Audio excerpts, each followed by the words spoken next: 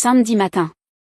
Je venais tout juste de me verser ma première tasse de café et regardais la vapeur monter vers le ciel gris de l'Oregon quand mon téléphone a vibré. C'était Trevor West, mon agent immobilier d'il y a des années, l'homme qui m'avait aidé à trouver le seul endroit qui m'appartenait vraiment. « Salut, Delaney », dit-il d'un ton prudent. « Petite question rapide. Tu vends ta cabane ?» Ma main s'est figée sur la tasse. « Non. » « Pourquoi ? » ?»« Il y a une annonce en ligne pour ta propriété en montagne, près de Bend. Les mêmes photos, la même taille de terrain. Elle est active en ce moment, mais le numéro de contact n'est pas le tien. » Une sensation froide et tranchante m'a traversé l'échine. À qui appartient ce numéro ? Il hésita. Je ne voulais rien dire tant que je n'étais pas sûre, mais j'ai fait une recherche inversée. C'est une femme nommée Mara Carvey, ta mère. Je ne dis rien pendant quelques secondes. Le silence était si dense que je pouvais entendre le tic-tac de l'horloge au-dessus de la cuisinière. Je t'envoie le lien, ajouta Trevor doucement. Je voulais juste vérifier avec toi avant de faire quoi que ce soit. Après avoir raccroché, j'ai ouvert le message. Et voilà. Ma cabane. Mon nom n'était pas mentionné, mais tous les autres détails étaient exacts. Des photos que je n'avais jamais prises. Une description formulée de façon suffisamment vague pour paraître légitime. Havre de paix en montagne, disait-elle. Visite privée disponible. Et tout en bas, en gras et bien visible, le numéro de ma mère. Comme si elle en avait parfaitement le droit. Je ne ressentais même pas encore de la colère, juste une pression creuse qui montait dans ma poitrine, comme si le sol sous quelque chose de sacré commençait à se fissurer. J'ai posé le téléphone, suis allée à l'évier, et je suis restée là, les jointures blanchies sur le bord du comptoir, fixant le paysage par la fenêtre. Ma mère essayait de vendre ma maison. J'ai repris le téléphone et je l'ai appelé. Il a sonné 2 fois avant qu'elle ne décroche. « Bonjour, ma chérie », dit-elle, d'une voix mielleuse qu'elle réservait au moment où elle savait qu'elle était en faute. « Comment se passe ton week-end ? Pourquoi ma cabane est-elle en ligne ? Ai-je demandé, sans détour. Un silence, puis ce même ton. « Oh, tu l'as vu. Tu as mis ma propriété en vente. » « Eh bien, » dit-elle, étirant le mot comme pour l'adoucir, « ton père et moi pensions que ce serait le mieux. Tu es tellement occupé, Delaney. Tu ne t'en sers même plus. Ce n'est pas à vous de décider. » Une autre pause. Je pouvais l'entendre s'installer sur sa chaise de cuisine. C'est pour Sierra. Elle est enceinte, et elle et Caleb ont besoin d'un endroit. Leur petit appartement est déjà trop petit. Tu sais combien la vie est chère maintenant. Ma mâchoire s'est crispée. Vous ne m'avez pas demandé parce que vous saviez que j'aurais dit non, dis-je simplement. On ne cherche pas à te blesser. C'est la famille. Elle a besoin d'aide. Tu aides toujours. J'ai fermé les yeux. Ce n'est pas à vous de vendre. On ne fait rien d'illégal, répondit-elle rapidement. On a des copies de ta pièce d'identité, de tes déclarations d'impôts, d'anciens documents avec ta signature. On peut gérer les papiers, si c'est ça qui t'inquiète. Je fixais le mur en face de moi, comme s'il allait se fendre en deux. Tu veux dire que tu comptes falsifier ma signature ? C'est juste plus simple comme ça, dit-elle doucement, comme si elle expliquait quelque chose de parfaitement logique à un enfant. Et on sait que tu comprendras une fois calmé. Tu as toujours été la responsable. Elle disait ça comme si c'était un compliment. Avant que je puisse répondre, j'ai entendu la voix de papa en arrière-plan. Elle est énervée ? Maman couvrit le téléphone. Ça va. Je gère. J'ai mis fin à l'appel. Puis j'ai ouvert mon ordinateur portable et cherché à nouveau le numéro de Trevor. Je n'ai pas appelé Trevor tout de suite. Je suis restée là, l'ordinateur ouvert, le curseur clignotant sur un brouillon de mail vide. Mes mains flottaient au-dessus du clavier, mais je ne pouvais pas encore taper, pas à travers la vague de souvenirs qui m'a submergée d'un coup. Ce n'était pas seulement la cabane. C'était la façon dont ils avaient toujours formulé les choses. Tu es tellement responsable. Les mêmes mots qu'ils avaient utilisés pour me convaincre de payer les 2 derniers semestres de Sierra quand sa bourse était tombée à l'eau. Les mêmes mots quand son budget de mariage avait explosé et que j'avais signé un chèque pour couvrir la différence, parce qu'elle méritait un jour parfait. La première fois que j'ai accepté d'aider pour l'hypothèque, c'était quand papa avait perdu son travail. Je m'étais dit que ce serait temporaire. Il m'avait promis de me rembourser. C'était il y a presque 3 ans. 800 $ par mois. Prélevé automatiquement. Prélevé en silence. Personne n'en parlait, même pas moi. Parce que j'avais été entraînée à être comme ça, silencieuse, fiable, celle qui répare sans qu'on lui demande. La fille qui donne, pas celle qui demande pourquoi personne ne lui rend jamais rien. Je pensais que c'était ça, l'amour que donner plus faisait de moi une bonne personne. Que d'être la stable, c'était une forme d'honneur. Mais en réalisant qu'il comptait falsifier ma signature et vendre le seul bien que je possédais vraiment, j'ai vu clair pour la première fois. Ce n'était pas de l'amour. C'était du contrôle, simplement enveloppé dans des années d'obligations et de sourires polis. J'ai ouvert mon application bancaire et annulé le virement automatique. Puis j'ai pris mon téléphone, inspiré profondément, et appelé Trevor. Il a décroché à la deuxième sonnerie. « Delaney », dit-il, sa voix calme mais curieuse. « Tout va bien ? » ?»« Non », ai-je répondu. « Mais j'ai besoin de ton aide. Je veux vendre la cabane. » Un silence. « Tu es sûr ? » ?»« Je suis sûr. Et vite, si possible.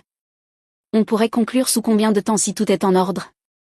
Eh bien, si l'acheteur a les fonds et le financement prêt, 10 jours peut-être. Pourquoi ? Tu te souviens de ce shérif dont tu avais parlé ? Il est toujours intéressé ? Oui. Colton rit. Il cherche ce genre de bien depuis des mois. Il vit à Sisters. Un gars discret. Revenu stable. Préapprouvé. Pourquoi ? Je baisse le prix de 10 000 $ et je t'ajoute un bonus sur ta commission si on peut conclure avant vendredi prochain. Trevor siffla. Tu es sérieuse. Très sérieuse. D'accord, je passe l'appel. Après avoir raccroché, j'ai rouvert mon ordinateur. Je n'en avais pas fini. Je me suis connecté au compte à accès partagé que j'avais ouvert avec mes parents, il y a des années, quand papa avait eu une opération et avait besoin d'aide pour gérer les factures. Le compte était toujours lié à mon nom, leur donnant accès en silence à mes finances. J'ai révoqué cet accès. Puis j'ai passé en revue tous mes comptes, un par un, vérifiant s'ils avaient encore une quelconque visibilité, assurance, relevés partagés, documents fiscaux qu'ils géraient autrefois pour moi. Toutes les portes qu'ils avaient ouvertes sous prétexte de m'aider, je les ai fermées. Quand j'ai eu terminé, il était minuit passé, mais je ne me sentais pas fatiguée. Quelque chose de froid et de concentré s'était installé en moi, comme un fil tendu. Ils avaient agi en secret, préparant tout discrètement, en justifiant cela par « aider la famille ». Ils pensaient que je me laisserais faire, comme toujours. Au lieu de ça, j'ai agi plus vite. Quand Trevor m'a rappelé le lendemain matin, sa voix avait une nouvelle énergie. Il accepte, dit-il. Prix complet, moins ta réduction. Il veut conclure dès que les inspections sont faites. Alors fais-le, ai-je dit. Envoie-moi ce dont tu as besoin. Les jours suivants se sont fondus dans un flou de documents, de signatures, d'appels. Je n'ai rien dit à personne, ni ami, ni collègue, même pas à ma tante, qui aurait compris. Je ne cherchais pas de conseils. Je récupérais quelque chose tranquillement, légalement, sans permission. Le jeudi après-midi, l'acte avait été enregistré, les fonds transférés, et la cabane ne m'appartenait plus. Mais elle ne leur appartenait certainement pas non plus. 2 semaines passèrent dans un silence total. Pas d'appels, pas de messages vocaux, même pas un de ces SMS subtils de culpabilisation que maman savait si bien envoyer. Pendant un moment, j'ai voulu croire qu'ils avaient tourné la page. Qu'ils avaient trouvé un autre moyen d'offrir à Sierra son appartement de rêve. Qu'ils avaient compris ce qu'ils faisaient et s'étaient discrètement ravisés. Puis, un mardi matin, mon téléphone sonna. C'était maman. Je laissai sonner 2 fois avant de décrocher. Allô ? Sa voix était tranchante, paniquée, plus forte que d'habitude. Delaney, qu'est-ce qui se passe ? On est monté à la cabane avec un couple intéressé, et les serrures, quelqu'un a changé les serrures. Aucune de nos clés ne fonctionne. Je serrai le téléphone contre mon oreille, même si je savais déjà ce que j'allais dire. Je sais. C'est toi qui les as changés ? Pourquoi ? On a des acheteurs prêts à signer. Ce n'est plus ma maison, répondis-je. Silence. Puis elle éclata de rire, mais ce n'était pas un vrai rire, plutôt un mélange de nervosité et d'incrédulité. Très drôle. Mais sérieusement, les acheteurs s'impatientent et ton père est furieux. Tu rends tout ça inutilement compliqué. Je ne plaisante pas, dis-je calmement.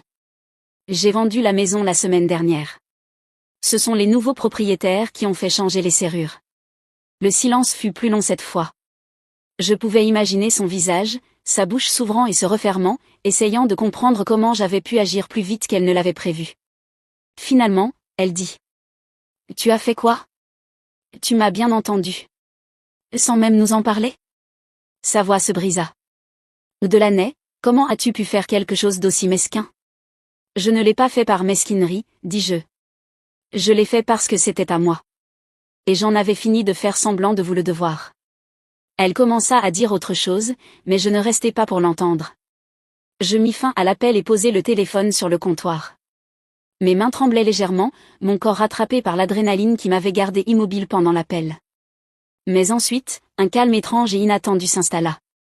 Pour la première fois depuis des années, j'avais dit non et je le pensais. Il ne pouvait plus me culpabiliser pour que je fasse marche arrière. L'acte était final. L'argent commençait déjà à couvrir mes propres dettes. J'avais agi sans demander la permission. Et je n'avais aucune intention de m'excuser. Je restai un moment dans la cuisine, le silence m'enveloppant comme une armure. Puis le téléphone se ralluma. Cette fois, c'était Sierra. Je laissai son appel aller sur la messagerie la première fois, puis la deuxième. Mais elle n'arrêtait pas. Au quatrième appel, je décrochai, par curiosité plus qu'autre chose. Delaney, c'est quoi ce bordel, lança-t-elle sans même dire bonjour. Maman vient de m'appeler en pleurs à propos des serrures et des acheteurs qui se désistent. Qu'est-ce que t'as fait? J'ai vendu la maison, répondis-je d'un ton neutre. Un court silence. Puis. Tu n'es pas sérieuse. Je suis tout à fait sérieuse. La maison ne m'appartient plus. Et tu n'as rien dit à personne. Sa voix monta d'un cran. On prépare ça depuis des mois. J'ai déjà choisi un appartement. J'ai engagé une décoratrice pour le thème de la chambre du bébé. On a dit à tout le monde qu'on allait déménager. Alors tu n'aurais pas dû baser ton avenir sur quelque chose qui ne t'appartenait pas. Elle retint sa respiration. Tu ne comprends pas. Je suis enceinte. Oui, Sierra. Je sais. Mais ça ne veut pas dire que c'est ma responsabilité. Un silence. Puis sa voix se fit plus douce, adoptant ce ton qu'elle utilisait toujours quand elle voulait quelque chose. On avait juste besoin d'un petit coup de main, d'elle. T'as toujours été celle qui maintient tout en place. Maman disait que tu finirais par comprendre. Je soufflai doucement. Et débrouille-toi, comme nous tous. Sa voix redevint sèche. Tu es cruelle. Et non, dis-je. Je suis enfin claire. Silence. Long et lourd. Puis elle marmonna quelque chose et raccrocha. Je restai là, le téléphone encore en main. Sans trembler cette fois. Sans même être en colère. Juste fatiguée d'être la solution aux problèmes des autres. Ils avaient bâti tout leur plan sur ma complaisance. Ils pensaient que je céderais, comme toujours. Mais ils ne s'étaient jamais demandé ce qui se passerait si je ne le faisais pas. Le silence après son appel ne ressemblait pas à de la culpabilité. C'était comme une porte qui se fermait. Pas claquée. Juste fermée. 2 jours passèrent sans un mot. Puis Trevor m'appela à nouveau, cette fois, pas à propos de documents ou d'inspection. Delaney, dit-il, tu ne vas pas croire ce qui s'est passé. Delaney, reprit Trevor avec prudence, le shérif, ton acheteur, vient de m'appeler. Il y a eu une effraction à la cabane ce week-end. Mon estomac se noie. Est-ce qu'il va bien? Il n'était pas là, mais l'alarme s'est déclenchée. Tout a été filmé. Le type a essayé d'ouvrir la porte arrière avec un pied de biche, puis a fait le tour pour forcer les fenêtres. Je savais déjà, avant même qu'il le dise. C'était ton père. Je fermai les yeux. Il a été arrêté. Le shérif l'a reconnu grâce aux papiers et a appelé la police locale au lieu de gérer ça lui-même. Il a dit qu'il voulait que tout soit fait dans les règles. Et bien sûr, murmurai-je. Merci de m'avoir prévenu. Je suis désolé. Trevor ajouta. J'aimerais pouvoir dire que je suis surpris. Nous avons raccroché et je suis restée assise dans le silence jusqu'à ce que mon téléphone sonne de nouveau. Cette fois, c'était ma mère. Delaney, sanglota-t-elle avant même que je puisse dire un mot. Et tu dois arranger ça. Ton père essayait juste d'entrer sur ta propriété. Il ne savait pas que la vente était réelle. Appelle le shérif. Dis-lui que c'est un malentendu. Ce n'est pas un malentendu, répondis-je. Il pensait que tu bluffais, dit-elle désespérément. On ne pensait pas que tu irais vraiment jusqu'au bout. Vous aviez publié l'annonce en ligne. Vous organisiez des visites. Vous alliez falsifier ma signature. Et maintenant, vous êtes choqué que je ne vous ai pas laissé faire? Ne sois pas cruel. C'est ton père.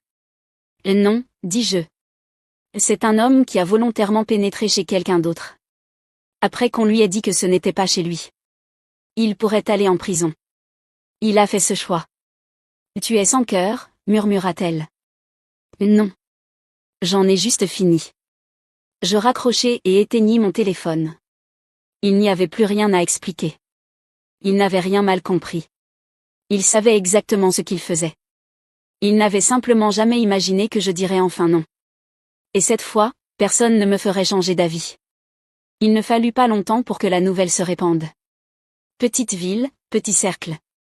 Le shérif ne porta pas plainte pour intrusion, mais mon père n'en sortit pas indemne. L'incident fut consigné dans un rapport officiel.